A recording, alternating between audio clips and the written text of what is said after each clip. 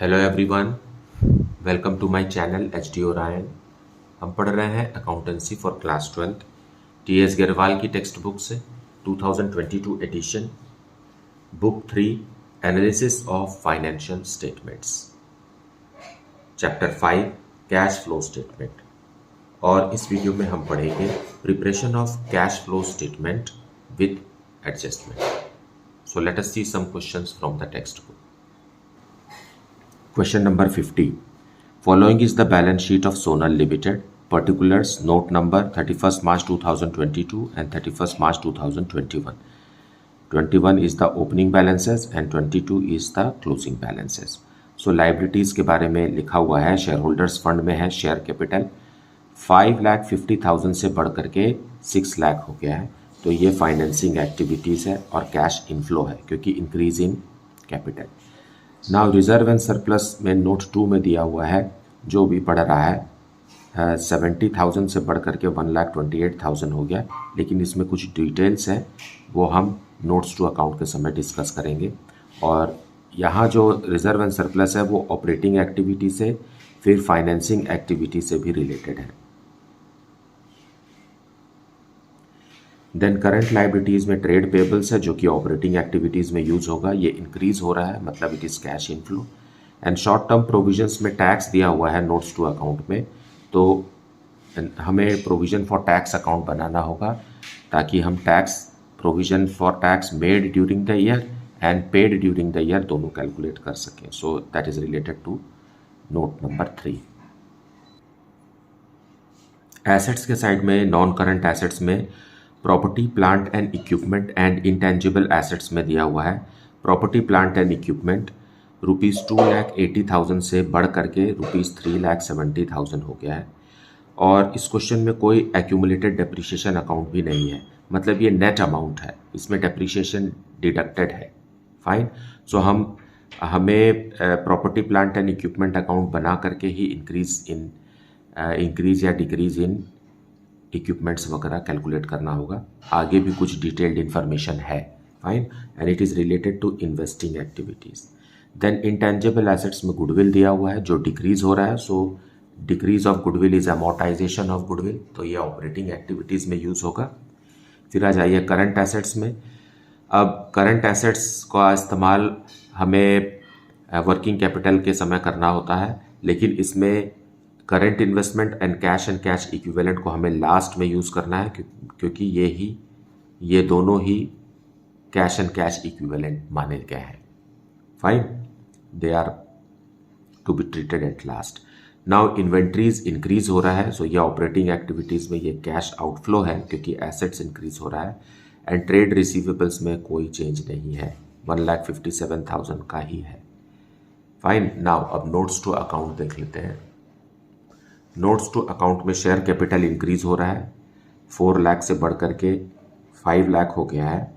And 10% preference share capital 1,50,000 से कम होकर के 1 लाख का हो गया है। सो टोटल इफेक्ट 50,000 का है, लेकिन इसका डिटेल देखेंगे तो इक्विटी शेयर 1 लाख से कैश इनफ्लो दे रहा है, तो प्रेफरेंस शेयर 50,000 से कैश आउटफ्लो।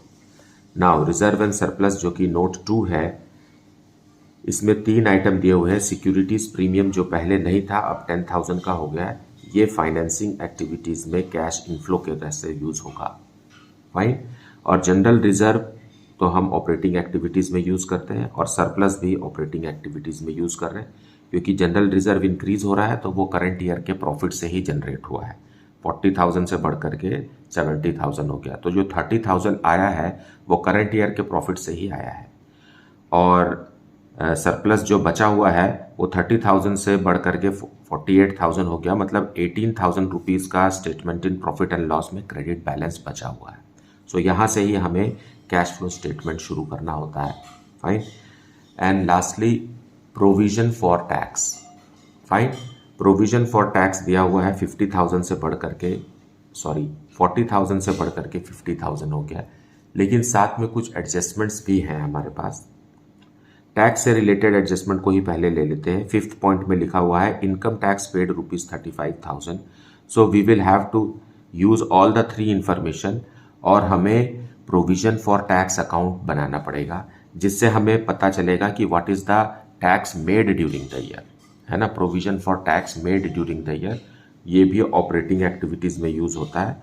और प्रोविजन फॉर टैक्स अकाउंट अगर मैं यहाँ पर ही बना दूँ, तो जैसे कि ओपनिंग बैलेंस दिया हुआ है 40,000 का, क्लोजिंग बैलेंस दिया हुआ है 50,000 का,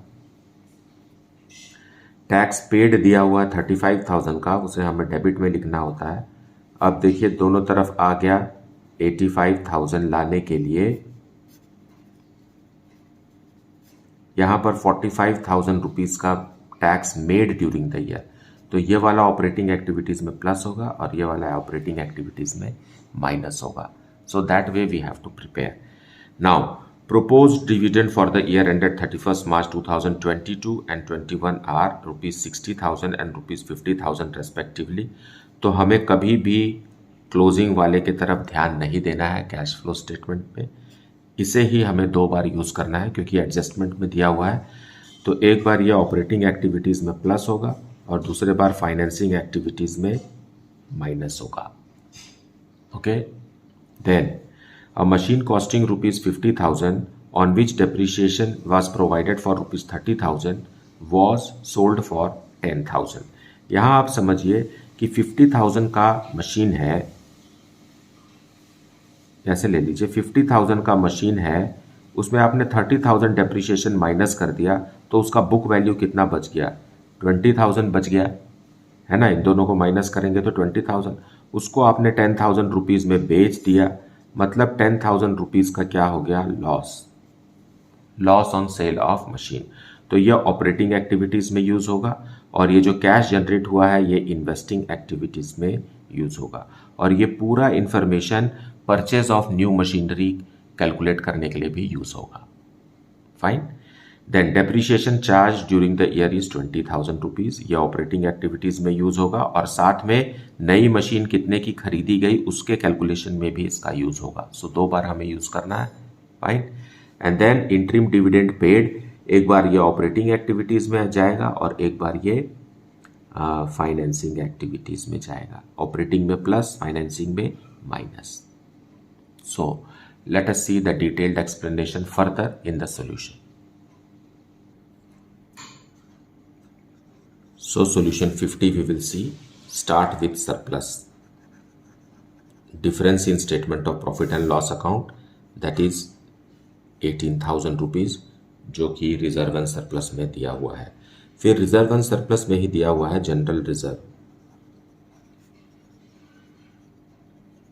जनरल रिजर्व इंक्रीज हुआ है 30,000 से, जो कि करंट ईयर के प्रॉफिट से ही आया है और it is a non cash item, it is a undistributed profit, इससे कोई कैश फ्लो वगैरह नहीं होता है, तो हम उसको जो डिडक्ट हो गया उसको वापस ऐड कर देंगे। Then provision for tax made during the year, हम प्रोविजन फॉर टैक्स अकाउंट यहीं पर बना लेते हैं छोटा सा, just for understanding. Fine. Opening balance दिया हुआ है 40,000 का और क्लोजिंग बैलेंस दिया हुआ है 50,000 का, लेकिन एक्स्ट्रा इंफॉर्मेशन में लास्ट 5th पॉइंट में दिया हुआ है इनकम टैक्स पेड ड्यूरिंग the year is 35,000। So 2 bank करके यहाँ आएगा। अब ये हो गया 85,000 का, यहाँ भी हम 85,000 बनाएंगे, तो यहाँ 45,000 रुपीज़ का जो आया है amount, this amount is tax made during the year, है ना। हम बहुत बार पहले भी प्रोविजन फॉर टैक्स अकाउंट बना चुके हैं in previous videos and this is how it is to be prepared. So 45,000 provision for tax का ऐड होगा मेड ड्यूरिंग द ईयर, है ना। Then opening balance of proposed dividend.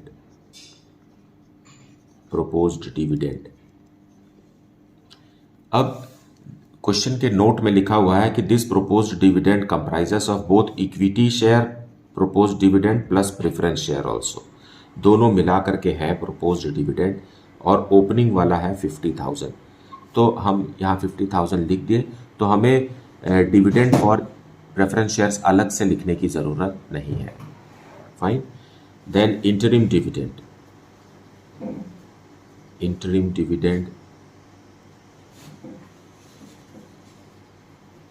Is how much 20,000 rupees is the interim dividend.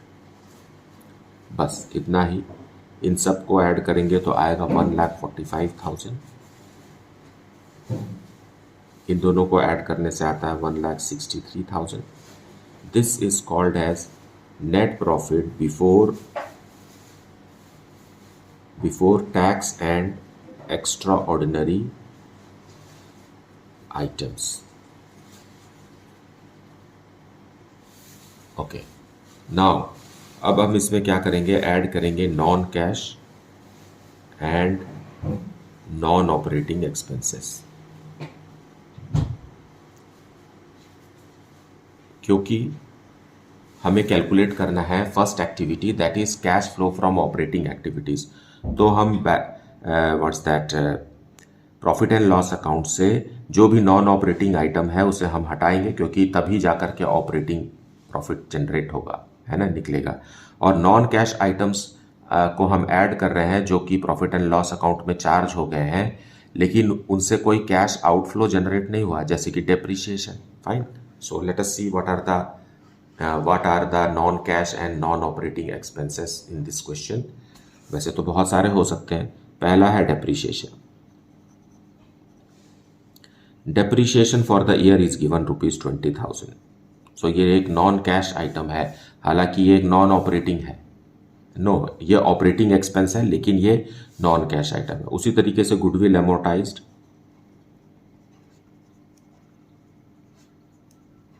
Goodwill एमोर्टाइज्ड आपको non current assets में मिला है, जो जिसकी वैल्यू डिक्रीज हो गई है। It has decreased from 1,15,000 to 90,000, means 25,000 rupees का हमने प्रॉफिट एंड लॉस अकाउंट में गुडविल एमोर्टाइज्ड चार्ज किया है। That is not a cash outflow.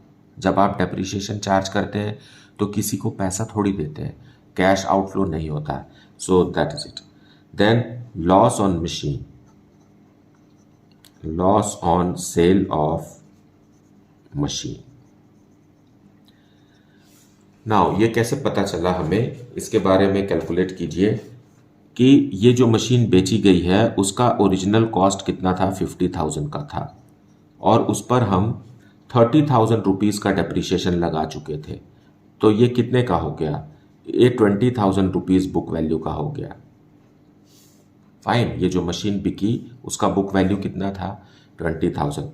Sold for how much, sold for 10,000 rupees. इसे 10,000 रुपीज़ के लिए बेच दिया गया। तो 20,000 के मशीन को 10,000 में बेचेंगे तो 10,000 रुपीज़ का आपको लॉस होगा। So that is loss on sale of machine. Fine, ये 3 आइटम ही हैं जो कि non cash and non operating है, मतलब मिला करके हो गया 55,000। अब 1,63,000 प्लस 55,000 दोनों को ऐड करेंगे, आएगा 2,18,000, पॉजिटिव फिगर है ना। This is operating profit before working capital changes. Fine, working capital क्या है, करंट एसेट और करंट लायबिलिटी का ट्रीटमेंट करना है हमें।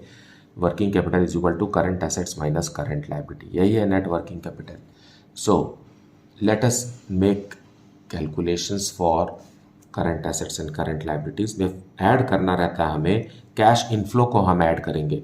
तो कैश इनफ्लो क्या होता है, डिक्रीज इन करंट एसेट और increase in current liabilities, these are cash inflows. में देखिए ट्रेड पेबल्स इंक्रीज हो रहा है, तो ट्रेड पेबल्स कितने से इंक्रीज हो रहा है, एक ही आइटम है तो मैं बाहर ही लिख देता हूँ 34,000 से। और हमें लेस करना है इंक्रीज इन करंट एसेट्स और डिक्रीज इन करंट लायबिलिटीज। इसमें आपको मिलेगा सिर्फ इन्वेंट्रीज। इन्वेंट्रीज बढ़ रहे हैं, मतलब एसेट्स का बढ़ने का मतलब है कि आपने पैसा लगा दिया तभी तो आपका एसेट्स बढ़ेगा। सो that is cash outflow and ये है 82,000 का। फाइन, अब इन तीनों को आप ऐड करेंगे तो आएगा ₹1,70,000। इस 1,70,000 में हम लेस करेंगे टैक्स पेड ड्यूरिंग द ईयर, जो कि हमने प्रोविजन फॉर टैक्स अकाउंट में बनाया है, या तो फिर इंफॉर्मेशन में ही दिया हुआ है 5th पॉइंट में एडिशनल इंफॉर्मेशन, 35,000 रुपीज़ का हमने टैक्स पे किया. Now it is 1,35,000 and this is our first activity calculated, cash flow from operating activities.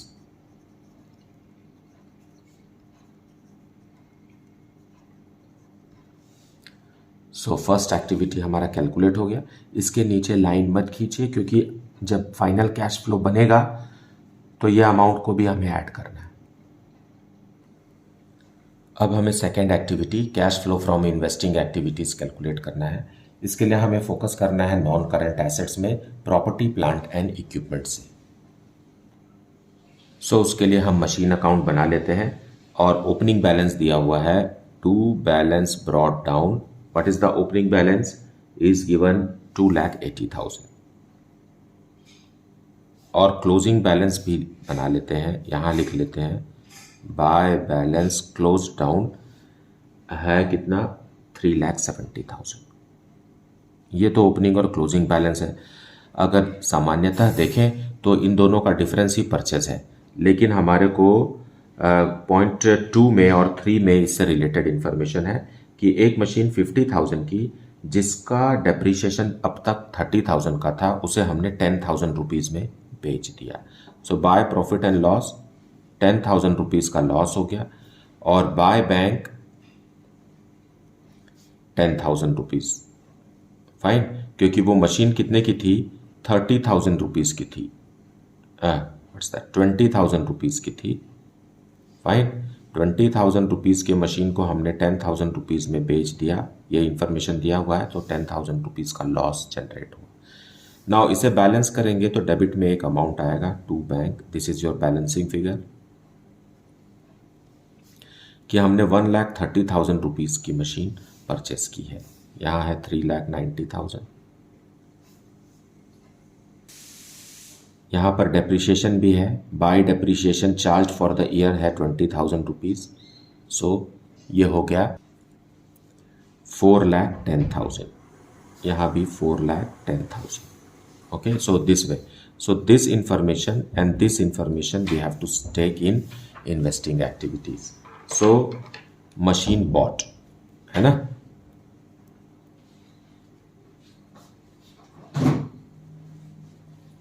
कितने का 1,30,000 रुपीज़ का मशीन परचेस किया.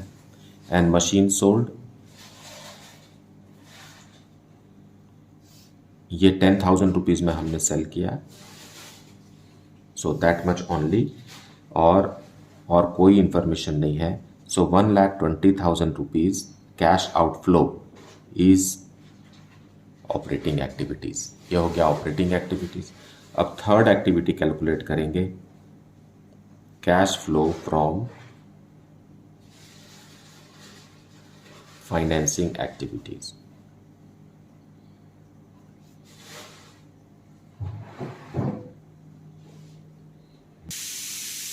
सबसे पहले है issue of share capital, equity share capital. Okay, equity share capital आप देखिए शेयर होल्डर्स फंड का जो डिटेल है, डिटेल 1 में 4 लाख से बढ़ करके 5 लाख हो गया, मतलब कैश इनफ्लो है इश्यू ऑफ शेयर कैपिटल से. नाउ रिडम्पशन ऑफ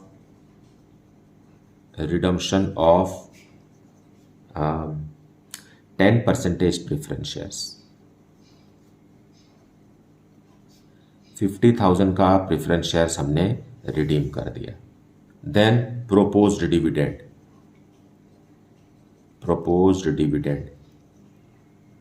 पेड, और हमें यहां भी ओपनिंग वाला ही लिखना है. And what is that opening 50,000. So it is again cash outflow. Fine. Then interim dividend भी है.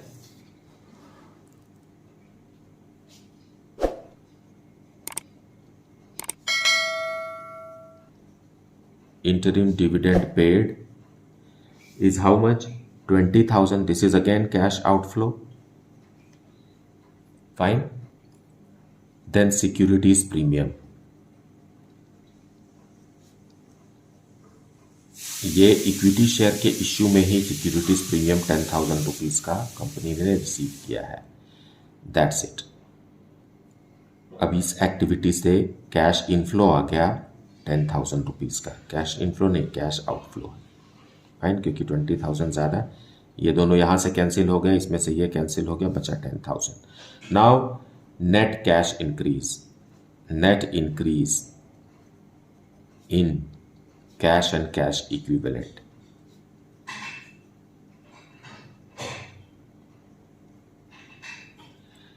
तीनों एक्टिविटी को ऐड करेंगे हम, A plus B plus C, तो आएगा 5,000 रुपीज पॉजिटिव, फाइन। अब इस नेट कैश इंक्रीज में हमें opening cash and cash equivalents add करना है, और है करंट इन्वेस्टमेंट्स है ₹15,000 का, और opening cash and cash equivalent है ₹81,000 का। सो ये ऐड करेंगे 96,000 रुपीज,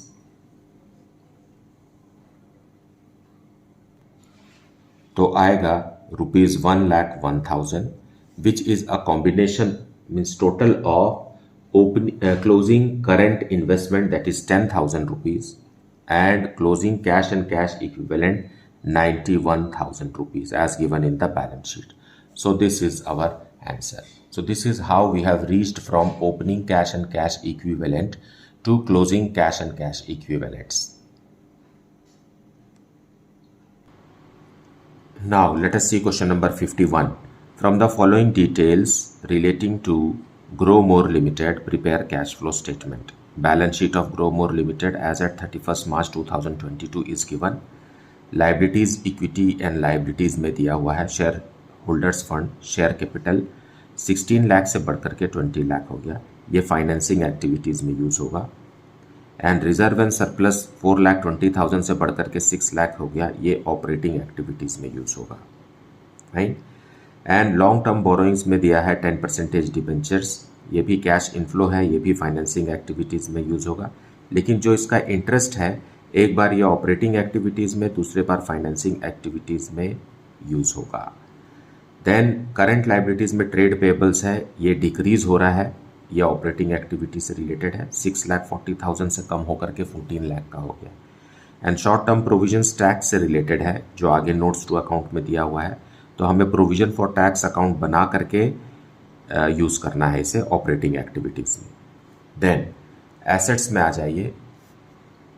एसेट्स में property plant and equipment and intangible assets में प्रॉपर्टी प्लांट एंड इक्विपमेंट का डिटेल्स दिया हुआ है नोट 4 में, जो कि इंक्रीज हो रहा है 18 लाख से बढ़कर के 26 लाख। क्या है ये हम डिटेल वहाँ देखेंगे।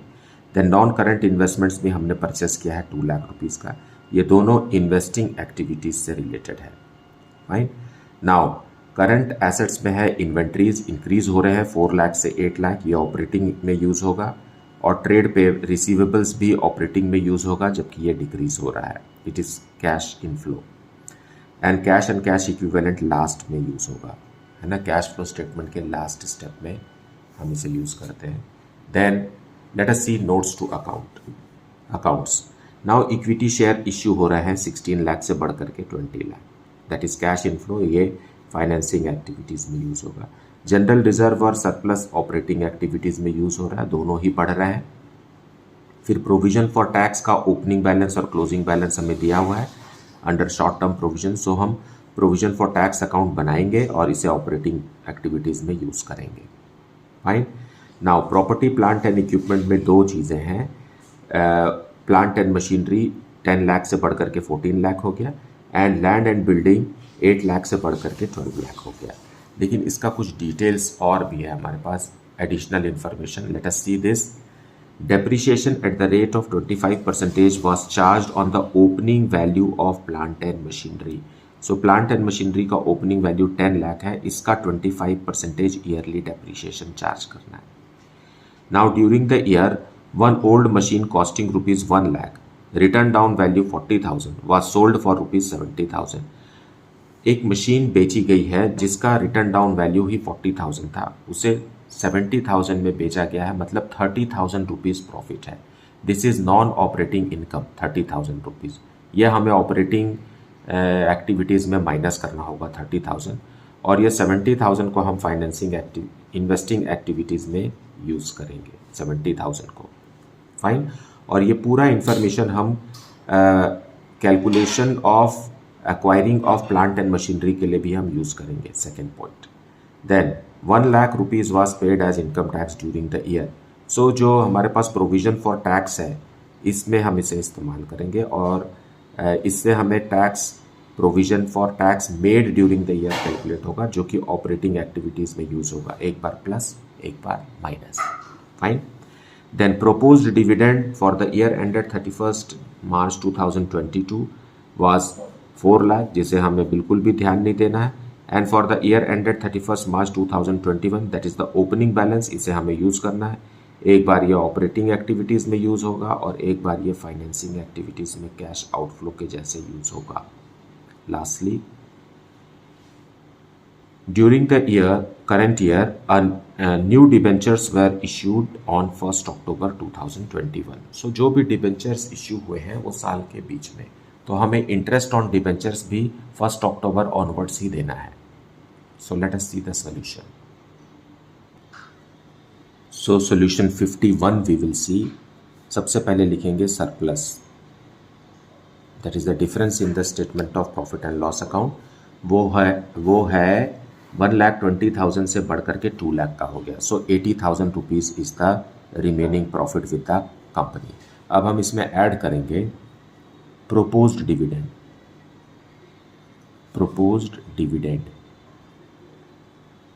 और वो भी कौन सा, ओपनिंग वाला प्रोपोज्ड डिविडेंड, जो कि एडजस्टमेंट्स में दिया हुआ है लास्ट पॉइंट में, not last, second last point में 2 लाख रुपीज़ का। Then provision for tax made during the year, provision for tax made during the year, ये हमें कैलकुलेट करना है। सो यहाँ पर ही प्रोविजन फॉर टैक्स बना लेते हैं by balance brought down. Balance brought down दिया हुआ है ₹1,40,000 का, और क्लोज डाउन दिया हुआ है, टू बैलेंस क्लोज डाउन दिया हुआ है 2 लाख का, लेकिन हमें टैक्स पेड भी दिया हुआ है, तो हम उसे डेबिट में लिखेंगे, बैंक में ₹1 लाख का। अब जो बैलेंसिंग अमाउंट आएगा हमारे पास, जो कि है 1,60,000 का, this is the provision for tax made during the year, इसे हमें यहाँ लिखना है 1,60,000। फाइन। फिर जनरल रिजर्व भी इंक्रीज हो रहा है, जनरल रिजर्व बढ़ गया है 1 लाख रुपीज़ से, इसका मतलब करंट ईयर के प्रॉफिट से ही यहाँ पैसा आया है। अब इसे ऐड करिए, आएगा 4,60,000। अब इन दोनों अमाउंट को ऐड करेंगे, आएगा 5,60,000, एक मिनट, या 5,60,000। Fine. What will this be called as net profit before tax and extraordinary items.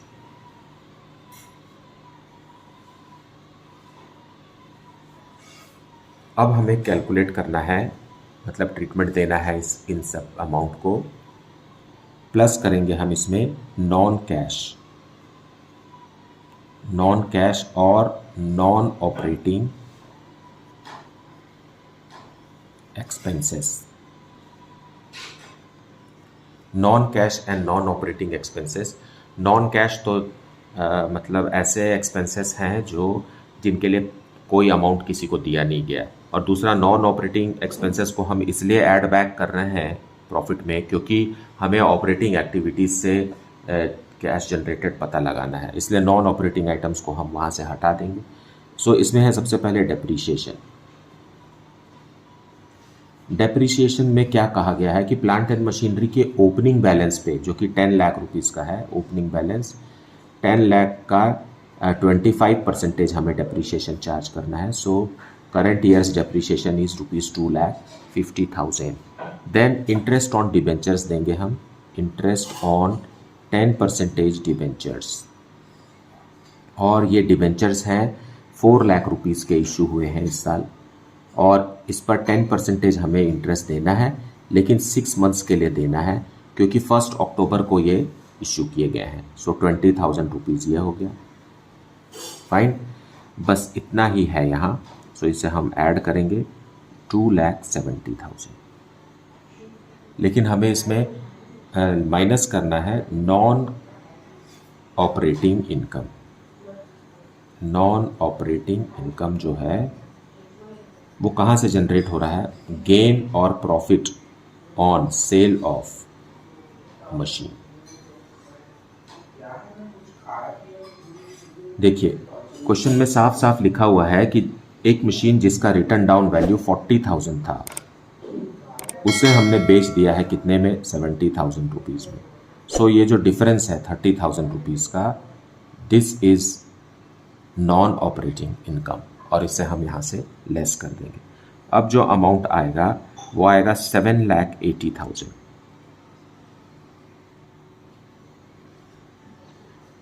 It is operating profit before working capital changes. अब हम वर्किंग कैपिटल का ट्रीटमेंट करेंगे, तो प्लस करेंगे डिक्रीज इन करंट एसेट और increase in current liabilities. मतलब ये cash inflow है ना? कैश इनफ्लो को हमको ऐड करना है और कैश आउटफ्लो को लेस करना है। तो इसमें सिर्फ एक ही आइटम है, ट्रेड रिसीवेबल्स। ट्रेड रिसीवेबल्स देखिए कहाँ है? करंट एसेट्स में बी पॉइंट में दिया है 14 लाख से कम होकर के वो 10 लाख का हो गया, मतलब 4 लाख रुपीज़ का कैश इनफ्लो है। लेकिन हम लेस करेंगे इंक्रीज इन करंट एसेट या डिक्रीज इन करंट लायबिलिटीज। तो सबसे पहले है ट्रेड पेबल्स। ट्रेड पेबल्स को आप देखिए तो क्या हुआ है, वहाँ 16,40,000 से बढ़ करके वो 14 लाख का हो गया है। मतलब ट्रेड पेबल्स 2,40,000 रुपीज़ से कम हो गए, तो ये कैश आउटफ्लो है। फाइन, एंड बढ़ गए हैं, मतलब हाँ ये कम हो गए हैं। एंड देन इन्वेंट्रीज कम हो गए हैं, मतलब हमने पेमेंट कर दिया है इनको।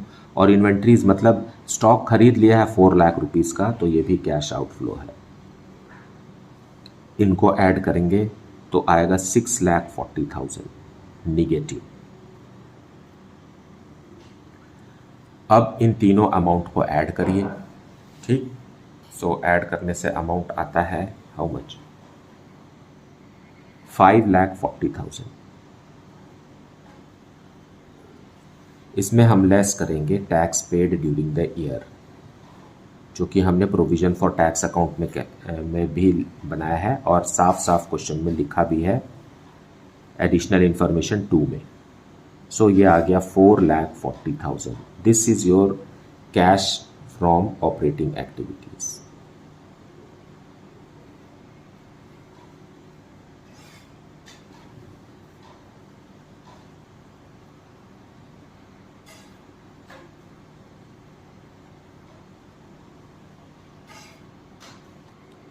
अब हम कैलकुलेट करेंगे cash flow from investing activities.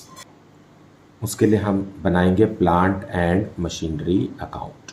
Opening balance दिया हुआ है, to balance brought down 10 lakh rupees का ओपनिंग बैलेंस है। और क्लोजिंग बैलेंस भी हम लिख लेते हैं, बाय बैलेंस क्लोज डाउन, जो कि 14 लाख रुपीज़ का है। फिर डेप्रीशिएशन चार्ज करेंगे, बाय डेप्रीशिएशन ओपनिंग बैलेंस का 25%, मतलब 2,50,000। इस इंफॉर्मेशन को हमने फाइनेंसिंग ऑपरेटिंग एक्टिविटीज़ में भी यूज़ किया है। फिर हमने एक प्लांट एंड मशीनरी को बेच भी दिया, सो बाय बैंक 70,000 का बेचा, जिस पे हमें 30,000 रुपीज़ का प्रॉफिट हुआ, तो प्रॉफिट को हम डेबिट साइड लिखेंगे। फाइन, अब जो बैलेंसिंग फिगर आएगा that is purchase of plant. Fine, इधर का ग्रैंड टोटल करेंगे, आएगा 17,20,000। यहाँ भी 17,20,000 बनाने के लिए हमें परचेस करना पड़ेगा 6,90,000 का नया प्लांट एंड मशीनरी। और यही इंफॉर्मेशन जो बैंक लिखा हुआ है इसे ही हमें यहाँ यूज़ करना है इन्वेस्टिंग एक्टिविटीज़ में। Purchase of machine, plant and machine भी बोल सकते हैं।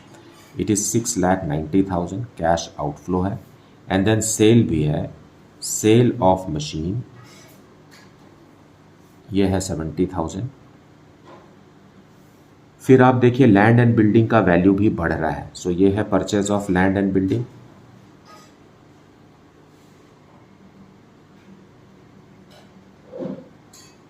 कितने रुपए से बढ़ रहा है देखिए, 4 लाख रुपीज से। So it is cash outflow, asset acquire किया है। फिर बैलेंस शीट के अंदर देखिए वहाँ नॉन करंट इन्वेस्टमेंट्स भी बढ़ रहा है ना। सो परचेज वो भी हुआ है, purchase of non current investment. Purchase of non current investments कितने से है, 2 लाख रुपीज से है। Yeah, 2 lakh rupees. So it is again cash outflow. Fine, this much only we have. और इन चारों को ऐड करने से आता है cash outflow of 12,20,000. So this is cash outflow from investing activities. So 2 activity हमारा कैलकुलेट हो गया। अब हम थर्ड एक्टिविटी कैलकुलेट करेंगे, cash flow from financing activities.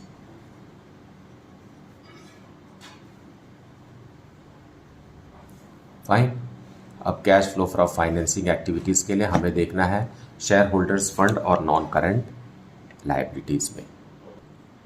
So issue of share capital,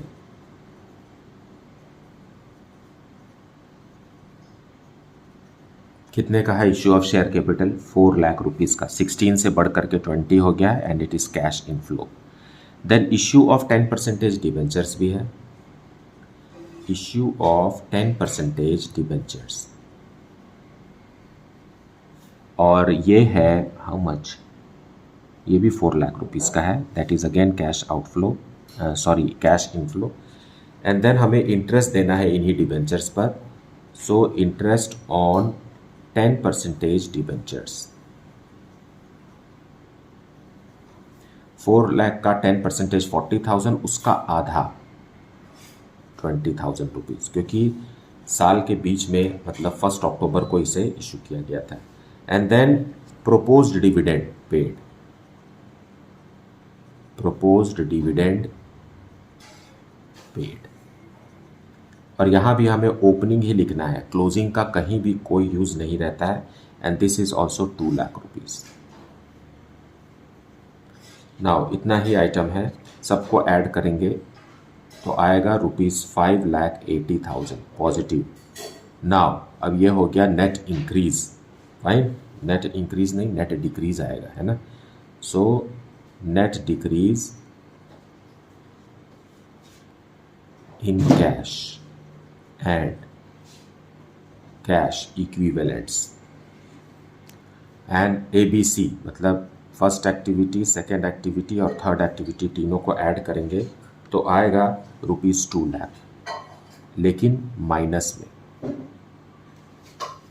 इसमें हम ऐड करेंगे opening cash and cash equivalent, cash and cash equivalent, that is 2 lakh rupees, जैसा कि करंट एसेट्स में लिखा हुआ है ना, 2 लाख रुपीज। तो आंसर क्या आएगा, नील, क्योंकि closing cash and cash equivalent कुछ है ही नहीं।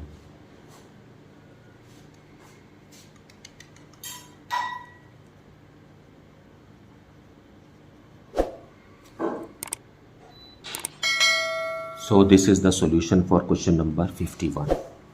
मुझे उम्मीद है कि आपने आज के वीडियो को भी अच्छे से देखा है और एक्सप्लेनेशन को अच्छे से सुना है। Despite this, if you are having any doubt then please put it in the comment section. Thank you so much for liking, subscribing and sharing this channel.